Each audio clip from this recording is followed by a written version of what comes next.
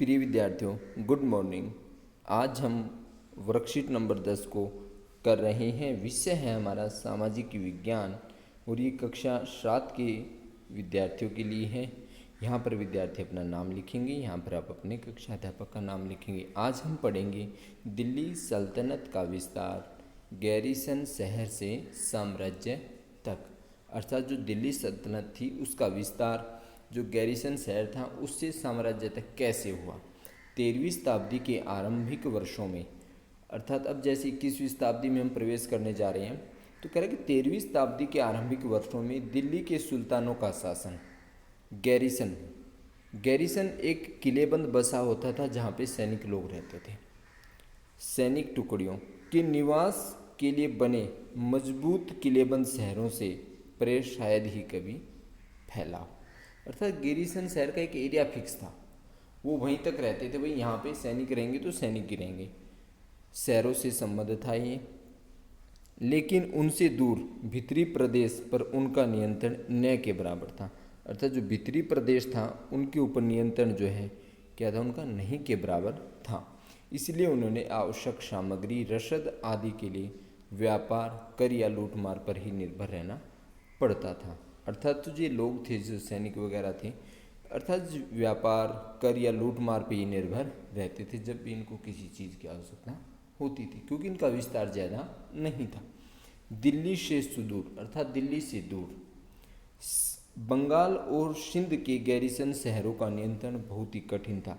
अर्थात इन पे जो नियंत्रण करना, अर्थात जो बंगाल और सिंध के जो गैरीसन शहर थे, मैंने आपको बताया ना अभी कि जो गैरीसन एक किलेबंद बसा होता है जहाँ पर सैनिक लोग ही अपनी टुकड़ियाँ बना करके रहते हैं।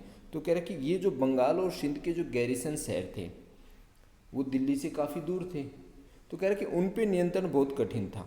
बगावत, युद्ध, यहाँ तक कि खराब मौसम में उनसे संपर्क, नाजुक सूत्र छिन्न भिन्न हो जाते।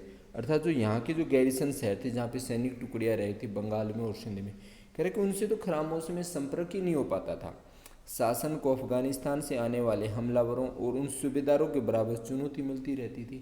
जो अफगानिस्तान से आते थे हमलावर, कह रहा कि उनसे चुनौती मिलती रहती थी। जरा सी कमजोरी का आभास मिलते ही विद्रोह का झंडा खड़ा कर देते थे वे लोग। इन चुनौतियों के चलते जो है सल्तनत बड़ी मुश्किल से किसी तरह अपने आप को बचाए हुए थी। अब जो है इस सल्तनत के विस्तार के बारे में पढ़ेंगे। जो सल्तनत का जो संस्थापक था, इसकी जो स्थापना हुई वो गयासुद्दीन बलबन के शासनकाल में इसकी जो है नींव पड़ी, अर्थात इसकी स्थापना हुई सल्तनत काल की। और इसका जो विस्तार हुआ वो किसके शासनकाल में हुआ? इसका विस्तार हुआ अलाउद्दीन खिलजी और मोहम्मद तुगलक, इन दोनों के शासनकाल में सल्तनत का तेजी से विस्तार हुआ। और विस्तार के अभियान दो तरह के थे। अब कौन कौन से अभियान थे? एक तो था सल्तनत की भीतरी सीमा वाला अभियान और एक था सल्तनत की बाहरी सीमा वाला अभियान। ठीक है, भीतरी सीमा गैरीसन शहरों की भीतरी क्षेत्र जहाँ सैनिक रहते थे उनका भीतरी क्षेत्र, और बाहरी सीमा का मतलब है गैरीसन शहरों के भीतरी क्षेत्रों से परे के क्षेत्र। अर्थात जो भीतरी क्षेत्र था उससे जो परे के क्षेत्र थे वो सल्तनत की बाहरी सीमा के अंतर्गत आते थे। ठीक है, पहला अभियान हमारा भीतरी सीमा वाला। सल्तनत की भीतरी सीमाओं में जो अभियान चले उनका जो लक्ष्य था वो गैरीसन शहरों की पृष्ठभूमि में स्थित भीतरी क्षेत्रों की स्थिति को मजबूत करना। अर्थात जो भीतरी सीमा के जो अभियान था उसका लक्ष्य था गैरीसन शहरों की पृष्ठभूमि को विकसित करना, अर्थात मजबूत करना। गंगा यमुना के दोआब से जंगलों को साफ कर दिया गया। दो आब होता है, दो नदियों के बीच की भूमि को हम क्या कहते हैं? दोआब कहते हैं। तो कह रहे कि उनके जो जंगल थे उनको साफ कर दिया गया इस अभियान के दौरान, जो भीतरी सीमा का अभियान था। चरवाहों को उनके पर्यावास से खदेड़ दिया गया। जो चरवाहे लोग थे जो पशुओं को चराते घूमते रहते, कह रहे उनको आवास से खदेड़ दिया, कहीं दूर भगा दिया, कह रहे छोड़ के चले जाओ यहाँ से। वह जमीन किसानों को दे दी गई और उस पर कृषि कार्यों को प्रोत्साहन दिया गया। नंबर 3, व्यापार मार्गों की सुरक्षा और क्षेत्रीय व्यापार की उन्नति की खातिर नए किले, नए गैरीसन शहर बसाए गए, अर्थात गैरिसन शहर भी नहीं बसाए गए जो भीतरी सीमा थी सल्तनत की उसका विस्तार के लिए, और गैरिसन शहर भी बसाए गए और व्यापार के लिए नए नए किले भी बनाए गए। अब भारी सीमा के बारे में जानते हैं। अलाउद्दीन खिलजी के शासनकाल में दक्षिण भारत को लक्ष्य करके सैनिक अभियान शुरू हुए थे, दक्षिण भारत को लक्ष्य करके, और ये अभियान मोहम्मद तुगलक के समय पर अपनी चरम सीमा पर पहुंच गए थे। देखो, जो विस्तार का जो काल चला वो अलाउद्दीन खिलजी के शासनकाल में चला, किंतु जो द्रुत गति तेज गति जो हुई वो मोहम्मद तुगलक के शासनकाल में हुई। इन अभियानों में सल्तनत की सेनाओं ने क्या किया, हाथी, घोड़े, गुलाम और मूल्यवान धातुएं अपने कब्जों में ले ली, अर्थात जहाँ जहाँ जाते हैं वहाँ पे धातुओं को, मूल्यवान जो चीज़ें मिलती उनको अपने कब्जे में ले लेते थे।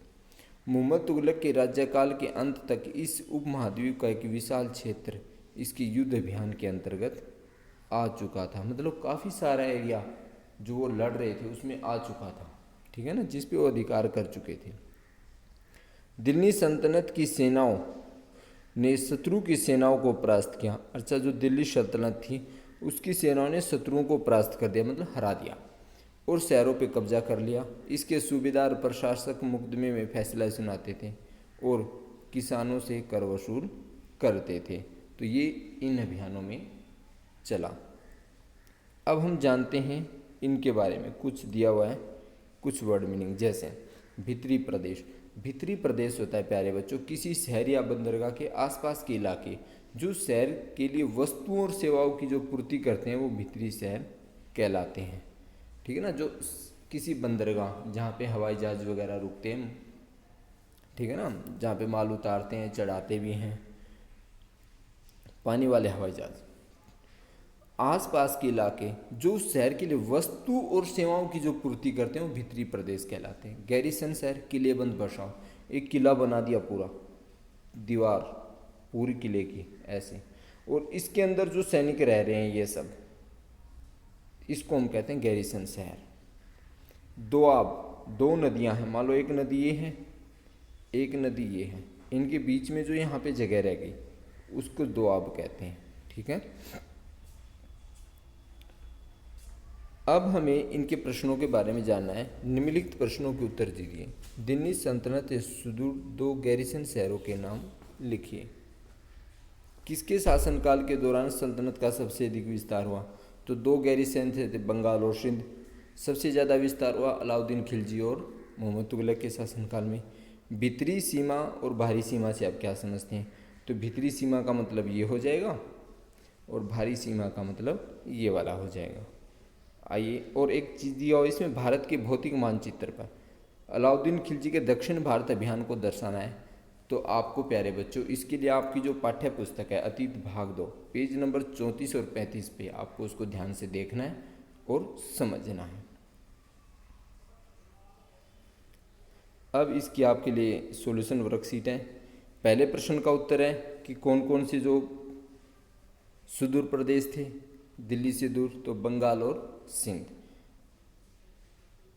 सबसे ज़्यादा सल्तनत का विस्तार किसके शासनकाल में हुआ? तो दिल्ली सल्तनत का जो विस्तार था अलाउद्दीन खिलजी और मोहम्मद तुगलक के शासनकाल में हुआ। अब सल्तनत की भीतरी सीमा का अर्थ बताना और बाहरी सीमा का अर्थ बताना प्रश्न नंबर 3 में।